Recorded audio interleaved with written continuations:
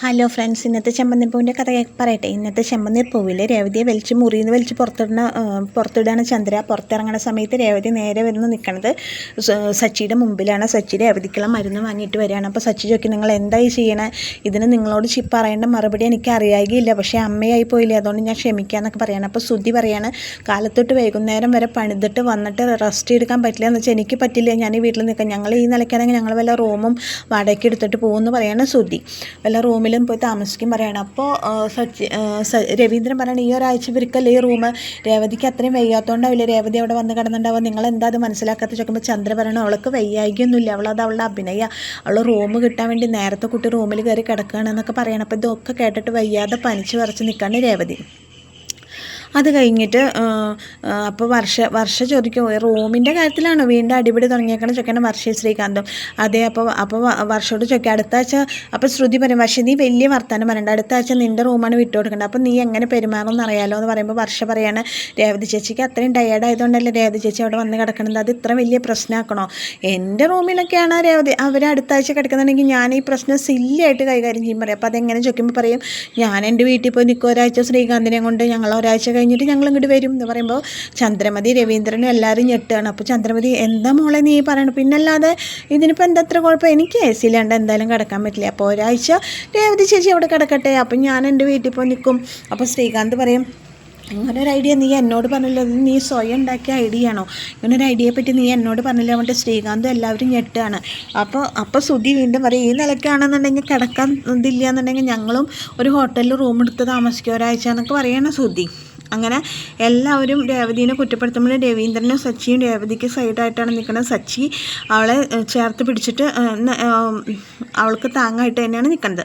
അപ്പോൾ രവീന്ദ്രൻ പറയും, ഇനിയിപ്പോൾ എന്തായാലും ഒരു കാര്യം ചെയ്യുക, രേവതി ഒരു കാര്യം ചെയ്യുക, എൻ്റെ റൂമിൽ കിടക്കുക, ചന്ദ്ര നീ രേവതിയുടെ കൂടെ കിടക്കുക, ശ്രുതി നീ ഒരു കാര്യം ചെയ്യുക, നീ ചന്ദ്രയുടെ കൂടെ കിടക്കുക. അപ്പോൾ ഒരു കാര്യം ചെയ്യുക, സച്ചിയും ഞാനും ശ്രുതിയും കൂടിയിട്ട് ശ്രുതിയുടെ റൂമിൽ കിടക്കാമെന്ന് പറയണം. അപ്പോൾ അതെങ്ങനെ ശരിയാവും ശ്രുതി ഇല്ലാണ്ട് എനിക്ക് ഉറക്കം ശരിയാവില്ല പറയുമ്പോൾ ചന്ദ്രമതി തന്നെ പോടടന്നിട്ട് വേണ്ടിട്ട് ശ്രുതിനെ ചീത്ത പറയാം. അങ്ങനെ അത് തീരുമാനമായി. അങ്ങനെ രേവതി താഴത്തേക്ക് ഇറങ്ങി വന്ന സമയത്ത് സച്ചി താഴത്തേക്ക് ഇറങ്ങി വരുമ്പോൾ, നിനക്ക് തീരെ വയ്യല്ലേ, നീ എന്നെ സമാധാനപ്പെടുത്താൻ വേണ്ടിയിട്ടല്ലേ, കുഴപ്പമില്ല എന്നൊക്കെ പറഞ്ഞ് ചോദിച്ചിട്ട് പരിയുടെ മരുന്നൊക്കെ എടുത്ത് കൊടുക്കണം. അപ്പോൾ രേവതി പറയണം, എനിക്ക് സച്ചീനെ അങ്ങനെ നോക്കണം. അപ്പോൾ സച്ചിക്ക്, എന്താ നീ എന്നെ അങ്ങനെ നോക്കുമ്പോൾ, എനിക്ക് സച്ചേട്ടനെ എത്ര നോക്കിയാലും മതി വരുന്നില്ല, സച്ചേട്ടൻ എന്നെ എത്ര ചേർത്ത് പിടിക്കണത്, എനിക്ക് എത്ര വയ്യായിക്കുണ്ടെന്ന്, പക്ഷേ സച്ചേട്ടൻ്റെ അടുത്ത് ഇങ്ങനെ വന്നിരുന്നപ്പോൾ എൻ്റെ വയ്യാക്കി കുറഞ്ഞ പോലെ ഉണ്ട് എന്നൊക്കെ പറയണം. നിനക്കൊരു കാര്യം ചെയ്യാം, നമുക്ക് വേറെ വീടെടുത്ത് താമസിക്കണോ, നീ കുറേ കഷ്ടപ്പെടണമെന്ന് എനിക്കറിയാം, നമുക്ക് വേറെ വീടെടുത്ത് താമസിക്കണം, ഞാൻ തയ്യാറാണെന്നൊക്കെ പറയാം. ഒന്നും വേണ്ട സച്ചേട്ടാ, എത്ര കഷ്ടപ്പെട്ടാലും നമ്മൾ വീട് വിട്ട് അച്ഛനെ വിഷമിപ്പിച്ചിട്ട് ഇറങ്ങാൻ പാടില്ല എന്ന് പറയാണ് രേവതി. അപ്പോൾ രവീന്ദ്രൻ വന്നിട്ട്, മോളെ നീ എന്താ അവിടെ ഇരിക്കുന്നത്, നീ പോയി റെസ്റ്റ് എടുക്കുക എന്നൊക്കെ പറയുമ്പോൾ രേവതി, ശരി സച്ചേട്ടാ ഞാൻ കിടക്കാൻ പോവാണ്. പോയിട്ട് രേവതി പായും തലവണയായിട്ട് മുകളിൽ ചെന്ന സമയത്ത് ചന്ദ്രമതി വന്നിട്ട് പറയും, വന്നു മനഃപൂർവ്വം ഉണ്ടാക്കിയതാണ് നിൻ്റെ ഈ വയ്യായിക എന്നൊക്കെ എനിക്കറിയാം, പട്ടുമെത്തയിൽ കിടന്നല്ലേ തമ്പുരാട്ടിക്ക് ഉറക്കം വരില്ല, തമ്പുരാട്ടിയുടെ വീട്ടിൽ പട്ടുമെത്ത പോയിട്ടൊരു പായക്കഷ്ണം ഉണ്ടോ എന്നുള്ള കാര്യം സംശയമാണെന്നൊക്കെ പറഞ്ഞിട്ട് രേവതിനെ പരിഹസിക്കുകയാണ്. അപ്പോൾ രേവതി പറഞ്ഞു, എനിക്ക് അത്രയും വയ്യ, അമ്മയോട് വഴക്കൂടെ എനിക്ക് തീരെ താല്പര്യമില്ല, എനിക്കിപ്പോൾ ഒന്ന് കിടക്കണം, ഞാൻ അമ്മയുടെ പട്ടുമെത്തയിലല്ല കിടക്കണം, ഞാൻ ഇവിടെ താഴെ പായ വിരിച്ച് കിടന്നോളാം. മറ്റേ രേവതി കൊടുന്ന് പായ വിരിച്ചിട്ട് താഴത്ത് കിടക്കണം, ദയവ് ഇതെന്നോട് വഴക്കിന് വരരുത്, എനിക്ക് തീരെ വയ്യ എന്ന് പറയണം. അപ്പോൾ ചന്ദ്രമതി ഇങ്ങനെ ദേഷ്യം സഹിക്കാൻ വേണ്ടവളിങ്ങനെ നോക്കുമ്പോൾ രേവതി പായ വിരിച്ചിട്ട് കിടക്കുകയാണ്.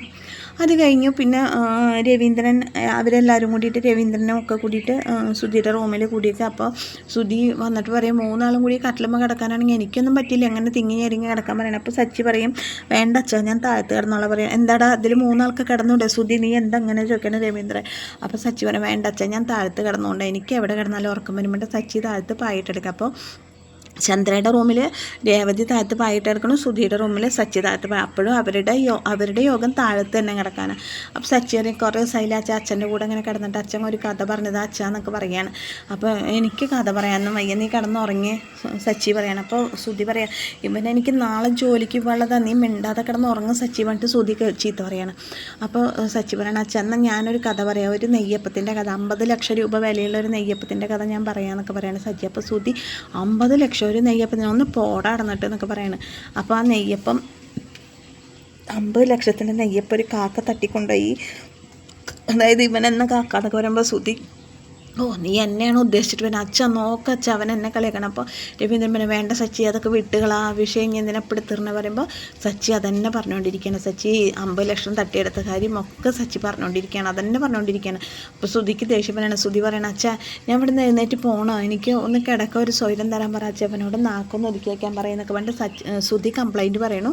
അപ്പോൾ രവീന്ദ്രൻ വേണം ഒന്ന് മിണ്ടാതിരിക്കടാ സച്ചി എന്നൊക്കെ പറയണം. അപ്പോൾ പെട്ടെന്ന് സച്ചി വേറെ എന്തോ പറയാൻ ഇങ്ങനെ ക്ലൂ കിട്ടിയ പോലെ ഇങ്ങനെ പെട്ടെന്ന് ചാടി നീക്കാണ് കിടക്കണം കൊടുത്തത്.